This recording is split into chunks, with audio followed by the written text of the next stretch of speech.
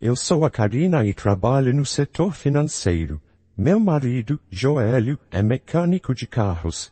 Nós moramos na casa onde eu cresci, embora meus pais não vivam mais lá.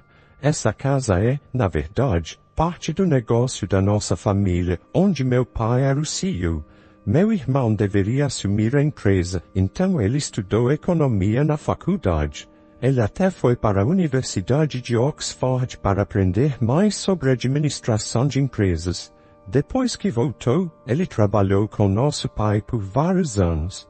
Eventualmente, nossos pais quiseram se aposentar e se mudar para um lugar tranquilo. Eles entregaram a empresa para meu irmão e passaram a casa da família para mim, sua filha. Então, meu marido e eu decidimos morar lá. A casa está em uma localização excelente, apenas 5 minutos a pé da estação de trem. Há lojas, hospitais e escolas por perto, o que facilita nossa vida aqui, mesmo quando nossos filhos crescerem e saírem de casa. Sou muito grata aos meus pais por nos darem essa casa. Estávamos planejando aumentar nossa família e viver felizes, mas nunca imaginamos que nossas vidas seriam viradas de cabeça para baixo por um incidente assim. Depois que nos mudamos para casa, minha sogra começou a nos visitar muito.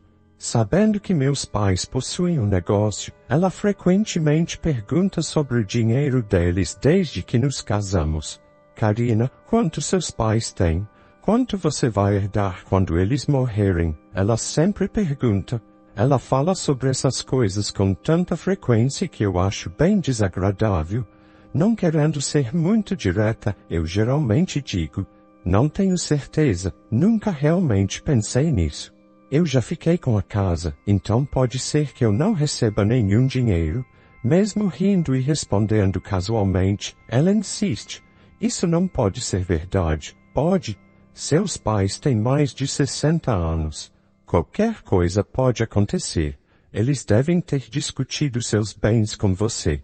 Ela parecia tão interessada no dinheiro que eu estava convencida de que ela contava com a riqueza dos meus pais.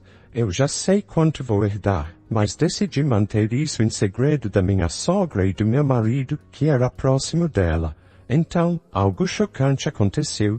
Sem nenhum aviso, minha sogra e a família do meu cunhado se mudaram para nossa casa. Por volta das 8 da manhã de um feriado, a campainha tocou inesperadamente. Quando abri a porta, havia pessoas da mudança. Fiquei chocada e confusa.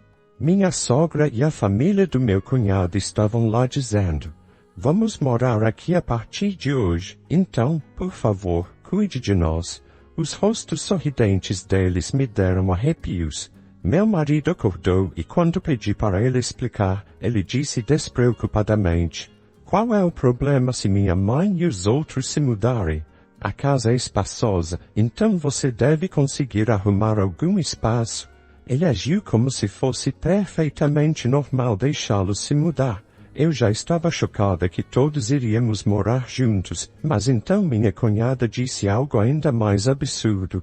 Karina, seu irmão nos convidou. Como ele nos chamou, não vamos pagar aluguel ou contas, então estamos contando com você, Karina. Meu cunhado começou a entrar em vários quartos sem permissão, dizendo, este quarto recebe boa luz solar, então deixe para nós. Joélio, tire todas as coisas daqui e leve para o corredor. Eu me senti tonta com tudo isso. Esta é minha casa, mas eles estavam abrindo quartos e tentando reivindicá-los como se fossem deles. Minha sogra e a família da minha cunhada sempre careceram de bom senso, especialmente minha cunhada, que uma vez revirou minha bolsa sem pedir. Se as coisas continuarem assim, eles vão tomar meu quarto. Chega! Esta é minha casa, por que vocês estão agindo como se fossem donos dela? Já aguentei bastante. Eu quero que todos saiam, eu disse em voz alta. Eu normalmente não perco a paciência ou levanto a voz com raiva, mas ver essas pessoas se mudarem para a casa que meus pais me deram sem permissão e agirem como se fosse deles me levou ao limite. Foi por isso que gritei com todos os três, mas então algo inesperado aconteceu. Como você ousa falar conosco assim? Você é quem deveria sair. Naquele momento, senti uma dor aguda na minha bochecha. Percebi que tinha levado um tapa. Demorou alguns segundos para eu entender o que tinha acontecido. Eu estava atordoada, sentindo a dor pulsante na minha bochecha. Naquele momento, algo dentro de mim quebrou.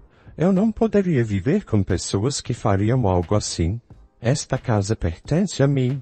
Eu não queria que eles morassem aqui como parasitas, então arrumei minhas coisas e fui embora, planejando informar minha família sobre o que aconteceu. Eu tinha que encontrar um lugar longe daqui, então aluguei um apartamento por enquanto. Terei que ir trabalhar de lá. No momento em que contei aos meus pais sobre o que aconteceu pelo telefone, pude sentir a raiva deles mesmo à distância, especialmente do meu pai. Ele sempre foi amoroso e apoiador, tanto como um CEO rigoroso quanto como um pai carinhoso que nos ajudava sempre que precisávamos. Eu não queria arrastar meus pais, que estavam prestes a se aposentar, para essa confusão, mas não tive escolha quando minha própria casa herdada estava sendo tomada de mim. Enquanto eu ficava no apartamento mensal, tinha certeza de que meu marido e a família dele estavam usando minha casa livremente. Então decidi seguir uma sugestão do meu irmão e do meu pai. Alguns dias depois, durante meu intervalo, verifiquei meu telefone e vi dezenas de chamadas perdidas e mensagens do meu marido. Eu sabia exatamente por que ele estava tentando me contatar. Mais cedo, eu havia ligado para as companhias de água e eletricidade para cortar os serviços. Nossa casa depende totalmente de eletricidade e ainda não instalamos painéis solares, então cortar a eletricidade significava que tudo pararia de funcionar. Está quente agora, então viver sem eletricidade e água deve ser difícil para eles. Eu estava prestes a ignorar quando meu marido ligou novamente, perfeitamente sincronizado com meu intervalo. Ei, o que está acontecendo? Não tem eletricidade e a água não está funcionando. Você cortou a eletricidade e a água? Meu marido perguntou urgentemente pelo telefone. A casa é minha, então agora que não estou lá, não posso deixar a eletricidade e a água ligadas, certo? Por isso eu pedi para cortar. Se eu mantivesse, teria que pagar as contas, mesmo não morando lá. Eu não posso aceitar isso, então, naturalmente, pedi para cortar. Depois disso, meu marido ficou furioso e exigiu que eu restabelecesse os serviços imediatamente, mas só porque ele disse isso não significava que eu concordaria com ele. Se eles quisessem os serviços de volta, deveriam pagar por isso. Eles sempre diziam, é sua casa, então você deve pagar, mas suas palavras e ações não combinam. Eu não tenho intenção de restabelecer os serviços ou ceder às suas demandas. Eu simplesmente disse, se você não gosta, então saia da casa imediatamente e desliguei porque meu intervalo estava acabando. Mais tarde, minha sogra, cunhada e cunhado todos me ligaram dizendo a mesma coisa, queriam que eu reconectasse a eletricidade e a água. Eles reclamaram sobre o calor e o desconforto nos seus quartos e como era inconveniente sem água, mas eu vi tudo isso como problema deles, não meu. Depois de ouvir suas reclamações, eu disse para eles resolverem sozinhos e desliguei. Eu imaginei que eles estavam apenas sendo gananciosos e esperava que desistissem e saíssem logo. Mesmo depois de uma semana inteira, eles ainda não tinham saído, então decidi agir. Conversei com o advogado da empresa do meu pai e pedi para ele enviar uma notificação ao meu marido. A notificação dizia que eles estavam invadindo porque entraram na minha casa sem pedir, me expulsaram e começaram a viver lá como se fosse deles. Eu os avisei que poderia tomar medidas legais. Meu marido ficou chocado ao receber a carta do advogado. Ele veio até mim preocupado, perguntando por que eu tinha ido tão longe. Ei, o que está acontecendo? Por que eu recebi isso de um advogado? Tinha que chegar a esse ponto. Ele não esperava que eu tomasse uma medida tão séria. Ele tentou negociar porque sabia que uma ação judicial prejudicaria nossa reputação. Eles queriam evitar advogados, mas também queriam continuar morando na minha casa. Eu entendia perfeitamente os pensamentos dele. No entanto, eu não poderia aceitar a proposta deles, então não cedi aos pedidos do meu marido. Meu marido ficou muito bravo e gritou comigo pelo telefone, esquecendo que estava no trabalho. Ele exigiu que eu desistisse de envolver um advogado. Os gritos do meu marido não me incomodaram, na verdade, me irritaram mais. Pensei, quem você pensa que é para tomar a casa dos outros? Não importa o quanto você grite, não vou mudar de ideia. Se continuar invadindo, vou tomar medidas legais. Pense bem nas suas ações. Apesar de ele continuar gritando ao telefone, eu o ignorei e desliguei. Parecia uma perda de tempo, e eu já havia discutido o divórcio com meu advogado. Quando cheguei em casa, vi chamadas perdidas da minha sogra e cunhada, mas sabia que elas só queriam resolver as coisas para evitar mais distrações. Bloqueei os números delas. Depois que a família do meu marido finalmente saiu e eu me estabeleci de novo na minha casa limpa, as coisas começaram a ficar mais tranquilas. O processo de divórcio correu bem com a ajuda do advogado. Contratei um serviço de limpeza para deixar tudo impecável. Viver sozinha em um apartamento alugado durante esse tempo foi confortável, mas voltar para minha própria casa parecia a melhor opção. A casa precisava de alguns reparos aqui e ali, então comecei a pensar em reformas. Meu pai recomendou um bom empreiteiro, e comecei a discutir os planos com ele. Viver de forma independente era tão libertador. Eu podia relaxar no sofá sem ninguém me repreendendo. Podia comer o que quisesse sem ninguém comentando. Enquanto aproveitava esse novo capítulo, inesperadamente, depois de 3 meses, recebi uma ligação do meu ex-marido. No início, não reconheci o número e ignorei, mas quando as chamadas persistiram, atendi relutantemente e imediatamente reconheci sua voz. Meu humor azedou.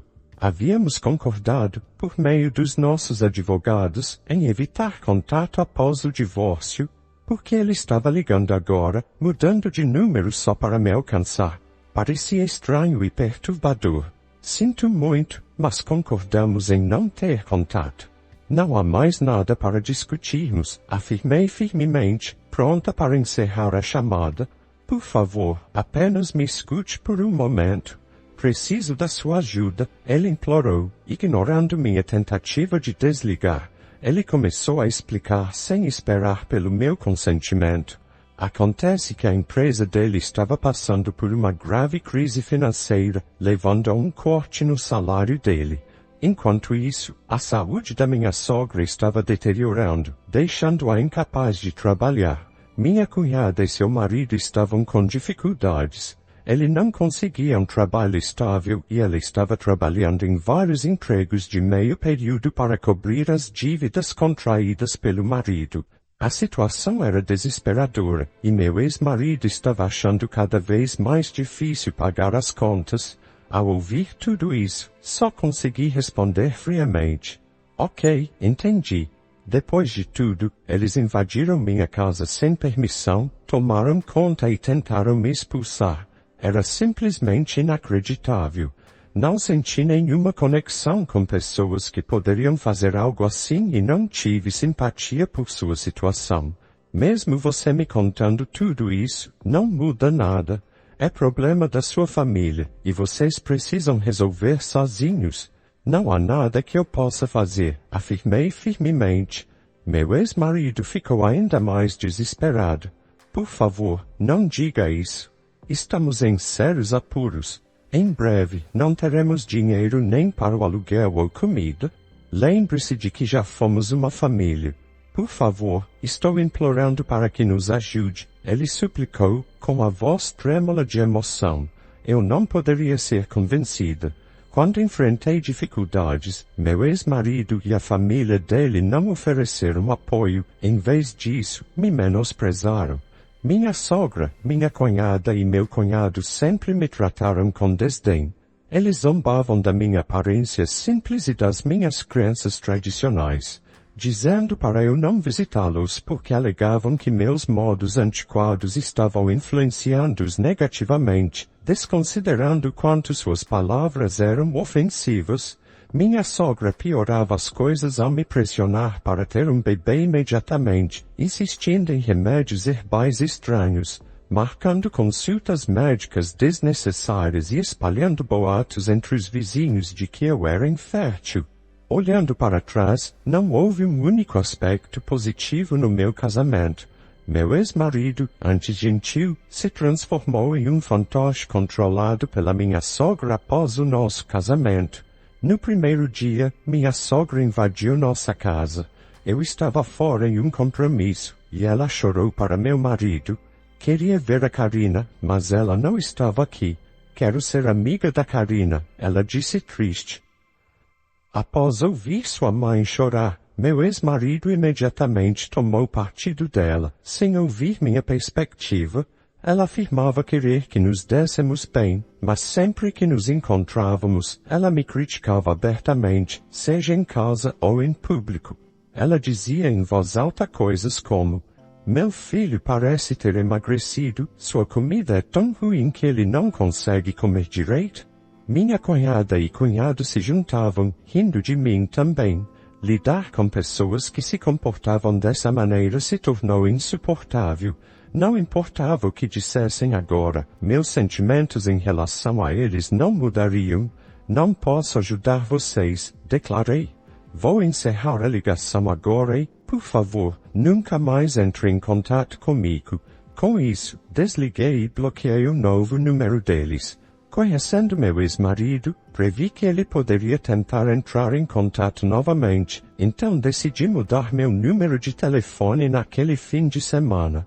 Mas antes que eu pudesse, os 4 quebraram o acordo feito com nossos advogados. Às 11 da noite, apareceram na minha porta exigindo que eu os deixasse entrar. Abra a porta, cuide de nós, somos família, você nos deve isso, gritavam sem qualquer consideração pelo horário. Ei, o que está acontecendo a essa hora? Por favor, voltem para casa, vocês estão incomodando os vizinhos, eu pedi enquanto me aproximava da porta. Eles pareciam prestes a forçar a entrada, então tentei argumentar com eles pelo interfone, mas eles me ignoraram completamente, batendo na porta e fazendo uma confusão. Lidar com o comportamento imprudente deles me deixou sobrecarregada.